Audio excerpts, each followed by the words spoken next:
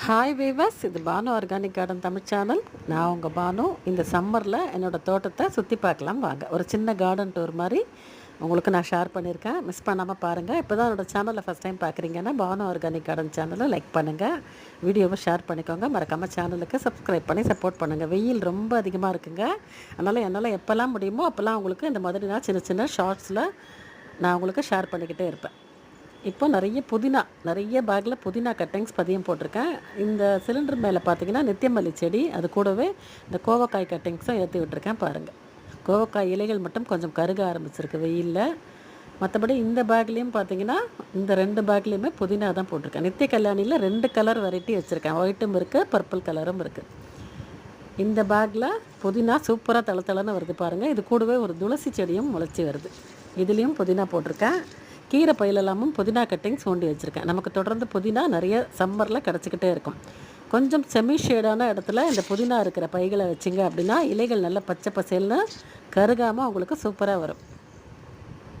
இந்த செம்பருத்தி செடியில் லேசாக 1-2 இலைகள் தான் இப்போ பழுக்க ஆரம்பிச்சிருக்கு. அதெல்லாம் பார்த்த உடனே நீங்கள் கையோடு ரிமூவ் பண்ணிவிடுங்க. நீங்கள் பண்ணலைனாலும் பரவாயில்ல, அதுவே கொட்டிடும். நான் தோட்டத்துக்கு தண்ணி விட வரும்போதெல்லாம் பழுத்த இலைகளை கையோடு எடுத்துருவேன். பக்கத்துலேயே ஒரு பதியம் போட்டிருக்கேன். அந்த பதியம் கட்டிங்ஸும் எப்படி தளன்னு வருது பாருங்கள்.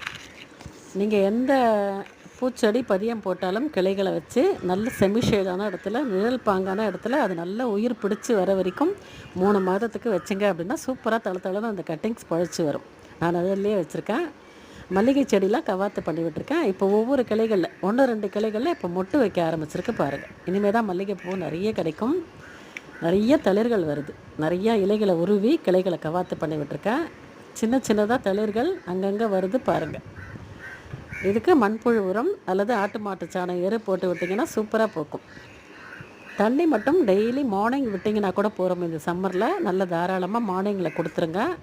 எவ்ரி மார்னிங் வாட்டரிங் பண்ணாலே கார்டனுக்கு போதுமானது. இந்த சம்மரில் ஈவினிங்கில் தண்ணி ரொம்ப சூடாக இருக்கும்.